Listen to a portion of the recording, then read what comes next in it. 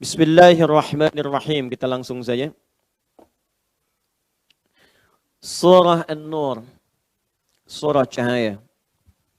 Seperti pernah kami sampaikan, di surah ini Allah turunkan satu surah sekaligus yang di dalamnya berisi cahaya-cahaya kebaikan, panduan-panduan hidup yang bila semuanya diamalkan, Allah berjanji akan membimbing orang yang mengamalkan itu sehingga semua jalan hidupnya disinari oleh Allah Subhanahu wa taala. Orang yang hidup tanpa cahaya tentu akan merasakan kesulitan dalam hidupnya. Tidak ada cahaya, tak ada pantulan optik sehingga benda-benda tak tampak. Sulit beraktivitas. Demikian kalau hidup kita tidak punya cahaya, dibimbing oleh Allah, maka sulit untuk menemukan kebaikan-kebaikan dalam hidup. Orang berbuat curang karena tidak ada cahaya yang menerangi bahwa perbuatan itu buruk. Maaf, orang korupsi karena tidak ada cahaya yang menunjukkan bahwa korupsi itu buruk. Orang yang hidupnya saling berselisih karena tidak ada cahaya bahwa dalam perselisihan itu ada keburukan. Orang yang mabuk, kenapa bisa mabuk? Karena tidak ada cahaya yang menunjukkan bahwa mabuk itu menyengsarakan. Karena itu Allah menjamin setiap orang yang mengamalkan surah ini, suratun anzalnaha, satu surah yang kami turunkan, wa faradnaha. Bukan sekedar kami turunkan, tapi harus kalian amalkan isinya, kata Allah. Ya wa anzalna fiha ayatin bayyinatin la'allakum tadhakkarun. Dan kami terangkan sejelas-jelasnya supaya kalian tidak bingung, agar kalian bisa lebih dekat dengan Allah Subhanahu wa taala dan dengan itu mendapatkan cahaya dalam kehidupan. Nah, bentuk cahaya ini yang mau saya antarkan dulu sebelum kita bacakan ayat yang keduanya. Bentuk cahaya Allah itu ada dua. Saya ulang, bentuk cahaya Allah yang disampaikan di dalam keterangan Al-Quran, terkhusus surah An-Nur ini, bentuknya ada dua. Satu, ada berupa al-amru, perintah. Berupa perintah. Yang kedua, an-nahyu, berupa larangan. Jadi Allah Subhanahu wa taala ketika akan memberikan petunjuk, itu bentuknya hanya ada dua. Secara umum ya, secara umum. Satu, kelihatan? Baik. Satu.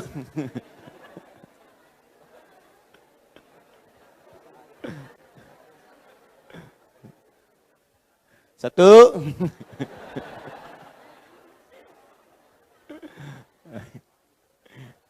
Bismillah, biar kelihatan. Kelihatan, Bu? Belum.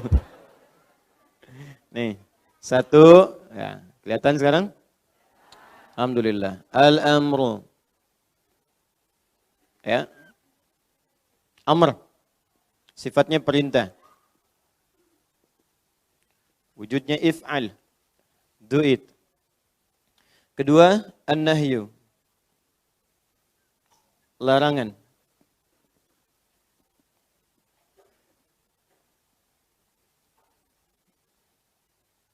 Jadi hanya dua saja. Kerjakan ini, tinggalkan ini. Lakukan ini, jauhi ini.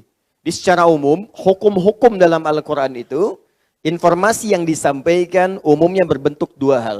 Imma sifatnya perintah untuk mengerjakan sesuatu, atau larangan meninggalkan sesuatu. Nah, saya ingin jelaskan dulu sedikit, nanti saya sudah simpulkan di dalam makalah yang saya tuliskan, ikhtisarnya. Kita harus paham esensi ini dulu, sebelum mengerjakan perintah atau meninggalkan larangan. Kalau ini kita pahami, maka kita akan menyambut gembira mengerjakan setiap perintah dan meninggalkan semua larangan. Tapi kalau tidak paham ini esensinya, hikmahnya apa? Apa maknanya? Hikmahnya apa? Pesannya apa? Kalau tidak mengerti pada esensi perintah dan larangan, tidak paham hikmah kenapa diperintahkan, kenapa dilarang, umumnya, maaf, kalau tidak malas mengerjakan perintah atau abai meninggalkan larangan. Bahkan jadi pandai berdebat. Turun perintah kok didebat? Karena nggak ngerti hikmahnya apa, nggak paham manfaatnya apa. Kenapa Ustadz Allah menurunkan sholat subuh cuma 2 rakaat? Yang ada 2 aja masih ngantuk, pengen 3. Ya. Jadi kalau kemudian orang sering bertanya karena nggak ngerti kenapa laki-laki bagiannya 2, perempuan 1 dalam ilmu waris. Karena nggak paham esensi. Kalau nggak ngerti hikmah, pertanyaan mulai banyak, argumentasi mulai diperdebatkan, ujung-ujungnya nggak pada ngerjakan. Debat tentang sholat, nggak pada sholat juga. Ya, debat tentang puasa, pada minum. Ya, kumur pakai sirup. Ya. Esensi setiap perintah, tidak pernah Allah perintahkan sesuatu dalam Al-Quran atau melalui lisan Nabi dalam hadisnya sehingga menjadi sunnah kemudian, kecuali ada nilai-nilai kebaikan yang mengantarkan pada kesuksesan dan menghadirkan kebahagiaan. 2 ini. Ini poinnya. Jadi Bapak Ibu, kalau kita diperintahkan oleh Allah untuk ibadah, apapun jenisnya, itu pasti semua perintah Allah akan mengantarkan pada kesuksesan dan melahirkan kebahagiaan. Ini kuncinya di sini, di perintah. Ini kuncinya. Anda ingin membuka pintu bahagia, maka kunci kebahagiaan itu letaknya pada ibadah. Ibadah ini tidak mungkin dilakukan kecuali dasarnya ada dalil berupa perintah. Makanya kaidah dalam usul fikih mengatakan al-aslu fil ibadati ya al-amru. Dalil. Di asal daripada ibadah itu perintah. Ya bukan mencari larangan, perintahnya. Ingat ya, kalau dalam ibadah yang dicari perintah bukan larangan. Kan tidak ada larangan sholat subuh 3 rakaat. Ayo cari sampai kiamat kurang 2 hari. Nggak akan ketemu. Ya, tapi yang dicari perintah bukan larangan. Jelas ya? Jadi sepanjang ada perintah, kerjakan. Kalau nggak ada perintah, nggak usah kreatif. Jelas ya? Nah, untuk mengetahui ini perintah atau bukan, bagaimana menunaikannya, lihat penjelasan Nabi. Kita nggak ketemu Nabi, lihat penjelasan para ulama. Kadang-kadang apa yang tertulis tidak seperti yang kita pahami, bukan seperti itu caranya. Maka nanti muncul keterangan dari Nabi Sallallahu Alaihi Wasallam atas dasar keterangan langsung dari Allah Subhanahu Wa Taala di Quran surah ketiga ayat 31, paling kiri sebelah atas di mushaf. Ya. Apa perintahnya di Al-Quran? Qul in kuntum tuhibbunallaha fattabi'uni. Katakan jika kalian serius mencintai Allah, maka ikuti apa yang dituntunkan oleh Nabi Sallallahu Alaihi Wasallam. Jelas. Lalu kemudian bagaimana memahami perintah-perintah Nabi, petunjuk Nabi, lewat para pewaris Nabi. Yang menerima dari Nabi, ya, kemudian mewariskan pada generasi setelahnya, sampai ke kita. Oleh Nabi, orang-orang yang mewarisi informasi ilmu dari Nabi disebut namanya ulama.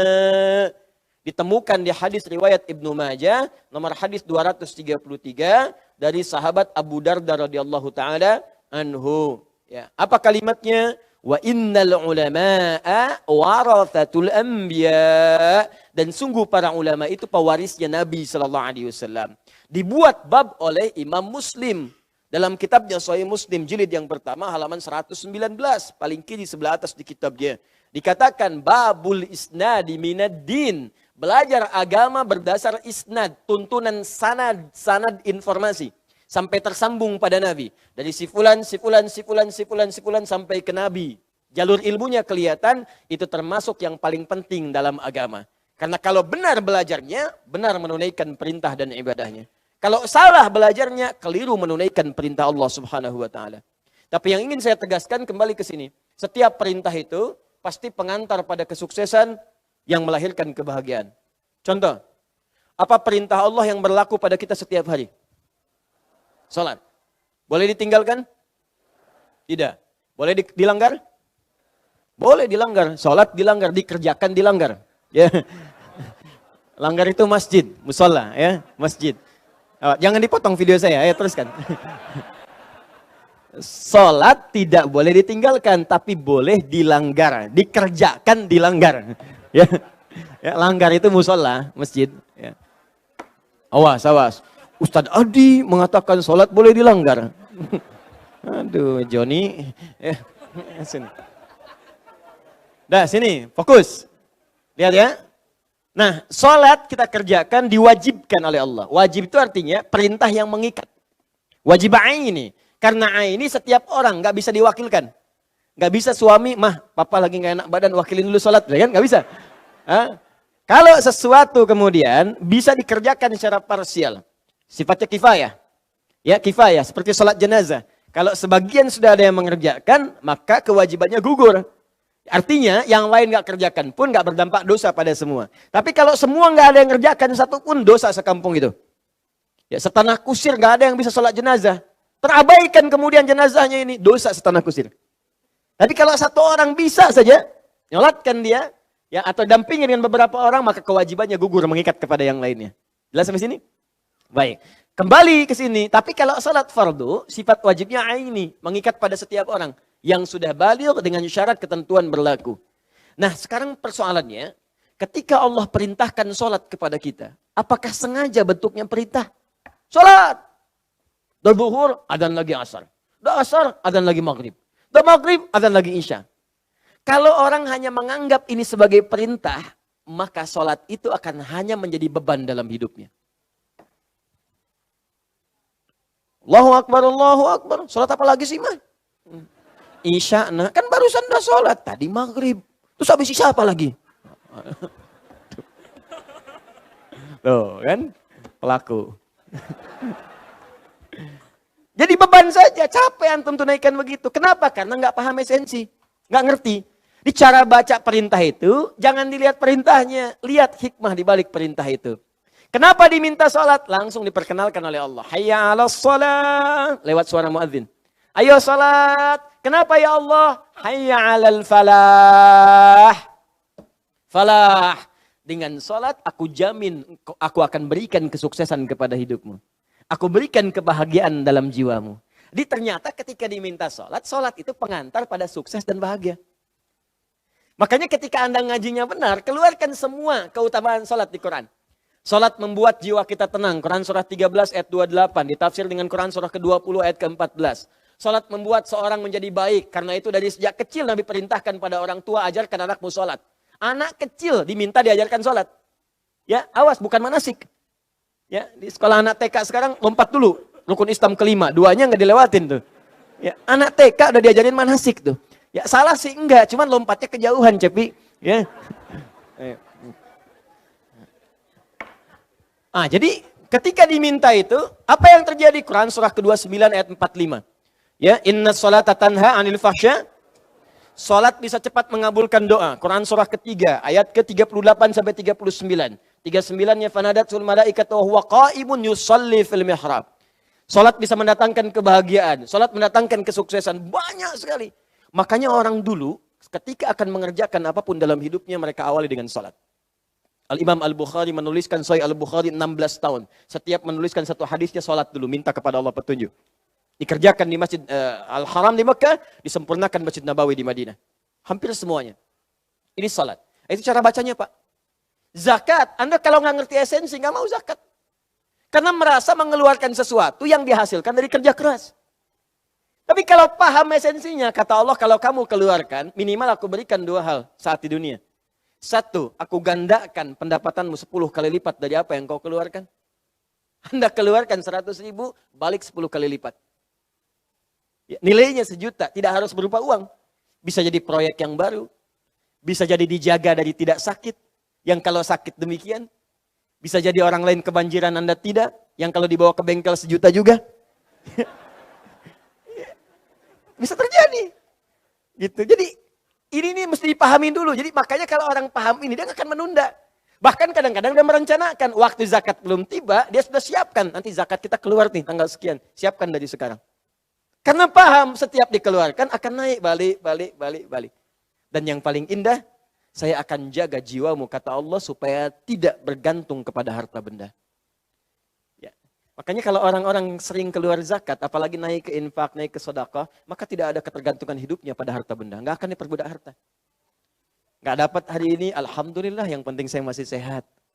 Ya, menurun omsetnya, alhamdulillah. Dulu juga nggak punya apa-apa. Itu tuh diberikan ketenangan dalam jiwanya. Tapi mohon maaf kalau tidak terbiasa berbuat seperti ini, Masya Allah, modal 5 juta, untung 10 juta. Besoknya untung jadi 7 juta. Untung dibilang rugi. Kita rugi nih, kemarin 10 juta. Cuma dapat 7 juta. Padahal modal dia cuma 5 juta. Masih untung 2 juta. Rugi. Tuh. Capek hidupnya. Kumpulin kekayaan. Udah 5 triliun. Ujung-ujungnya. Maaf ya, cuma nanam kangkung, cabai. Ya, ngilangin stres. Jalan kemana, dipakai juga enggak, bingung akhirnya.